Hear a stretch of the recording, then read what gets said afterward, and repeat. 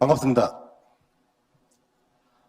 앞선 강연자 티모리의 강연에서 우리는 IPFS와 파일코인의 네트워크 시스템 흐름과 어떠한 기술력을 접목시켜서 어떠한 장단점으로 웹 3.0을 이끌어 나가는지에 대해서 살펴봤습니다. 그리고 이번 시간에 저는 IPFS 기술과 파일코인 생태계를 통해서 과연 우리 인류는 어떠한 산업을 발전시킬 수 있고 어떠한 기술력을 완성시킬 수 있는지에 대해서 중점적으로 설명드리겠습니다. 아마 이 자리에 계신 분들은 메타버스에 대해서는 모두 알고 계시리라고 생각합니다. 메타 유니버스. 전 세계의 온 우주를 만일 우리가 가상세계에 담을 수 있다면, 그래서 지금 대부분의 산업 쪽에서 특히 영상과 기술에 관련된 그러한 산업 쪽에서 많은 기술들이 메타버스화 되고 있습니다. 부동산도 메타버스화 되고 있고 게임도 메타버스화 되고 있고 심지어 스포츠까지 메타버스화 되고 있죠. 그런데 이 산업들의 한 가지, 이 산업, 메타버스 산업을 완성시킬 수 있는데 결과론적으로 우리가 기존에 사용하는 웹 2.0에서는 이룰 수 없다는 한계성에 우리는 도출되어 있습니다. 웹 1.0에서는 무수히 많은 점으로 이루어진 정보들이 선을 이루었고, 웹 2.0에서는 이러한 선을 이루었던 정보들이 면을 이루었다고 하면, 웹 3.0에서는 면을 입체적으로 분리해서 가상 공간을 만드는, 즉 메타버스를 구현하는 입체 시스템, 가상현실을 만들어내게 됩니다. 우리가 일반적인 면의 프레임을 볼 때 이러한 활동사진의 프레임은 약 24프레임, 즉 24개의 픽처가, 사진이 모여서 이루어졌습니다. 그런데 가상화계는 3D, VR로 이루어져야 되죠. 일단 3D 자체만 놓고 봤을 때 360도 회전하는 물체, 모든 각도에서 그 물체를 보게 된다면 24프레임의 동영상에서 약 360배의 용량을 증가시킬 수 있는 프레임이 필요합니다. 즉 가상현실 메타버스 하나만으로도 기본적인 영상에 최소 360배 이상의 데이터가 필요하다는 걸 뜻합니다. 그렇다면 지금 현재 HTTP 방식에서 전송 속도라든지 보안성도 부족한 이 시스템 속에서 과연 360배나 초과되는 용량의 데이터를 가진 메타버스가 가동될까? 현재는 가동이 안 되는 것으로 파악되고 있습니다. 페이스북이 메타버스를 구현하기 위해서 사명을 메타로 바꿔서 진행하고 있습니다. 얼마 전 페이스북의 초기 버전이 공개됐는데요.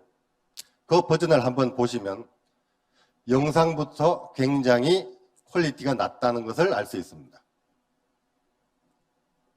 지금 현재는 완전한 웹 3.0이 구동되지 않았고, 또한 IPFS 파일코인 네트워크 또한 완전하게 금색이 구현되지 않았던 이유가 그들 또한 퀄리티를 높일 수 없는 이유입니다. 따라서 이 메타버스가 완전하게 구동되고 우리가 메타버스 세계를 체험하려면 반드시 IPFS 파일코인 네트워크는 완성되어야 되고, IPFS 파일코인 네트워크가 완성되어야만 메타버스도 구현될 수 있는 겁니다.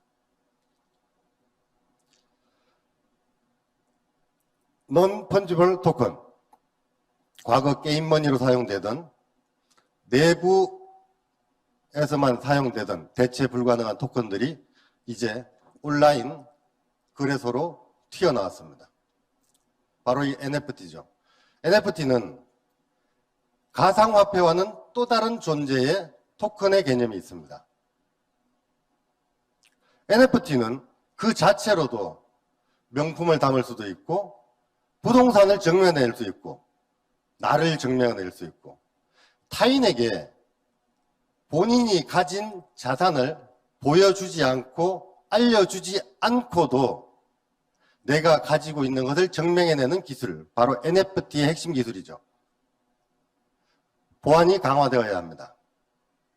그래서 IPFS 파일코인 또한 제로 지식증명, 제로 나우리지 프루프에 굉장히 중점을 두고 있습니다. 그래서 현재 제로 나우리지 프루프 또한 IPFS 파일코인이 굉장한 기술 수준을 보유하고 있는 것으로 이미 2년 전부터 공표된 사실입니다. 자, 여기에서 NFT의 가장 근간이 되는 제로 지식증명, 그리고 보안성, 이 또한 HTTP의 보안성만으로는 부족합니다. 바로 IPFS 파일코인 네트워크에서 추진하고 있는 보안성 강화, 속도에서는 메타버스를, 보안성 강화에서는 NFT를 완성시킬 수 있는 기술력이 바로 IPFS와 파일코인 생태계라고 할 수 있습니다.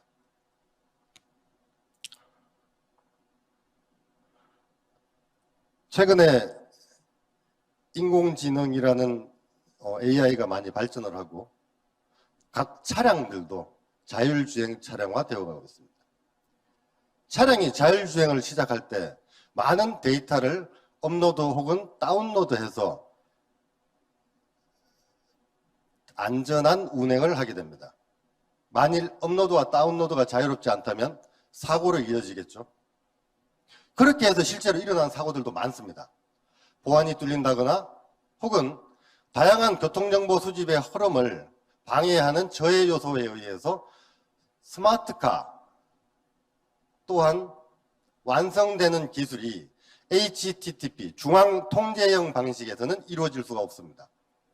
중앙통제형 방식의 최대 단점, 중앙 서버가 뚫린다거나 본 국가적인 차원에서 중앙 서버를 통제한다거나 했을 때 우리는 많은 정보의 업로드와 다운로드에 제약을 받게 됩니다. 여기에는 천재지변도 포함되겠죠. 그래서 탈중앙 분산형이 탄생을 했고, 탈중앙 분산형은 업로드와 다운로드가 굉장히 자유롭고 중앙화된 통제 방식이 아니기 때문에 어느 누구도 개입할 수가 없습니다. 자율주행 차량이 자기가 목적지까지 지나갈 때에 어떠한 소통, 간섭이 없다면 사고는 그만큼 줄어들 것입니다.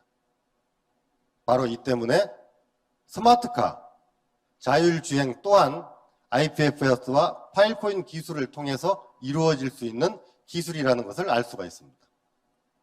마찬가지죠. 우리가 꿈꾸는 스마트 도시, 모든 도시의 교통정보의 흐름부터 시작해서 모든 도시의 이동 상황, 모든 도시의 날씨 변화, 습도, 그리고 교통의 흐름, 모든 요소들을 혼합할 수 있는 스마트 도시. 지난해 뉴욕시는 뉴욕시의 공개 데이터를 향후 5년 이내까지 모두 IPFS 방식으로 저장하겠다고 선포하고 이미 저장을 시작했습니다. 전 세계 최대의 도시인 뉴욕이 시작했다는 것은 굉장한 의미가 있고 앞으로 많은 도시들이 스마트 도시화 되면서 이 스마트 도시를 완전하게 이루기 위해서는 반드시 IPFS, 파일코인 생태계에 함께 해야만 가능하다고 판단을 하고 많이 참여할 것으로 기대되고 있습니다. 이처럼 대표적인 4가지 산업에서 IPFS 파일코인을 통해서 이룰 수밖에 없는 이러한 현실이 도래했기 때문에 IPFS 네트워크는 빠르게 확산할 것이고 파일코인 생태계는 더욱 견고해지고 파일코인의 가치는 더욱 풍성해질 겁니다. 지금부터는 제가 왜 파일코인과 IPFS를 공부를 하고 이곳에 집중하고 있는지에 대해서 잠깐 말씀드리고 넘어가겠습니다. 대한민국은 전 세계에서 가장 안정된 네트워크를 가지고 있습니다. 속도면에서 보면 홍콩이나 싱가포르 또한 빠른 속도를 가지고 있지만 전체적인 평균적으로 봤을 때 가장 안정된 곳은 대한민국이죠. 이 안정된 기반 속에서 만일에 우리가 IPFS 파일코인의 선두 그룹인 프로토콜 랩스와 함께 움직인다면 대한민국의 미래는 더 밝습니다. 지금 현재 전 세계는 정보화 시대입니다. 정보가 없으면 도태되고 정보가 없으면 빠른 기술을 따라잡을 수가 없습니다. 바로 정보가 국력인 시대입니다. 미국은 지난 50년간 바로 이 인터넷, 네트워크 정보를 통해서 세계 강대국의 지위를 아직까지 잡고 있습니다. 그리고 이번에 또 한 번 웹 3.0 IPFS 파일코인을 통해서 미국은 또다시 전 세계의 정보를 흡수하고 있습니다. 여기에 대한민국도 함께 동참해야만 합니다. 세계의 흐름 속에 동참하지 않는다면 쇄국 정책이 될 것이고 쇄국 정책을 펼치는 곳은 결국 스스로 자멸할 수밖에 없는 것이 바로 이 정보화 시대의 숙명 과정인 것입니다. 대한민국은 가장 안전한 인터넷, 그리고 대한민국은 현재 전 세계에서 가장 많은 높은 스마트폰 보급률 국가입니다. 지난 5년간 그 타이틀은 한 번도 뺏긴 적이 없고요. 다양한 계층에서 다양한 정보들을 수집하고 다양한 정보들을 업로드하는 곳이 바로 대한민국입니다. 그 속에서 대한민국은 K-POP, 전 세계 어느 나라를 가도 K-POP의 열기는 대단합니다. 대한민국의 문화를 알리고 또한 대한민국이 IPFS 파일코인 네트워크에 동참해서 전 세계 정보 흐름 속에 함께 한다면 미국과 대한민국을 넘어서 아메리카와 아시아와 오세아니아와 아프리카와 남아메리카 모든 전 세계 향후 록히드 마틴이 쏘아 올리는 첫 번째 위성 IDC에서부터 출발해서 먼 행성까지 IPFS IDC가 담길 때까지 대한민국 또한 정보사회에서는 주도국가가 될 수 있는 방법이 바로 IPFS 파일코인 생태계입니다. 대한민국 e스포츠 또한 최대 강국이라고 할 수 있죠. K-POP과 e스포츠, 전 세계에서 열광하는 이러한 게임 산업과 문화 사업, 바로 이 점을 IPFS 파일코인에 접목시킨다면 대한민국은 반드시 웹 3.0에서 전 세계의 정보의 핵심 국가가 될 수 있습니다. IPFS 파일코인의 성공 요건은 그렇게 많지는 않습니다.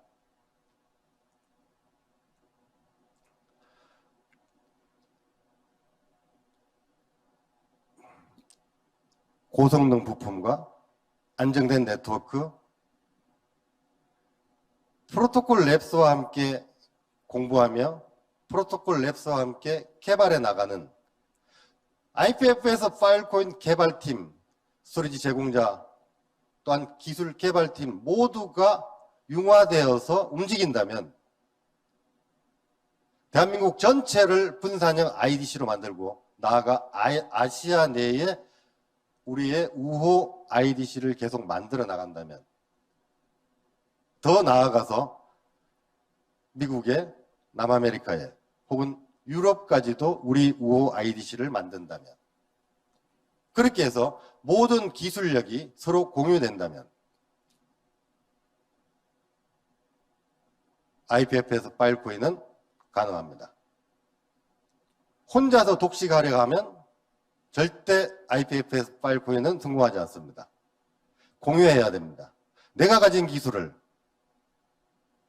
빠르게 주변에 확산시키고 내가 가진 정보를 서로 공유하고 타인이 가진 정보 또한 내 것으로 만들어 나가는 이러한 자세, 바로 탈중앙 분산형의 기본 핵심 과제라고 할 수 있습니다.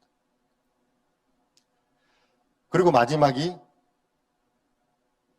데이터입니다.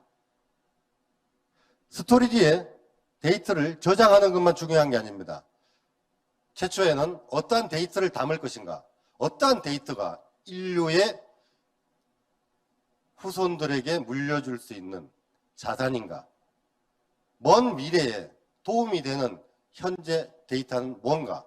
불필요한 쓰레기는 거르고 옳은 데이터만 담자.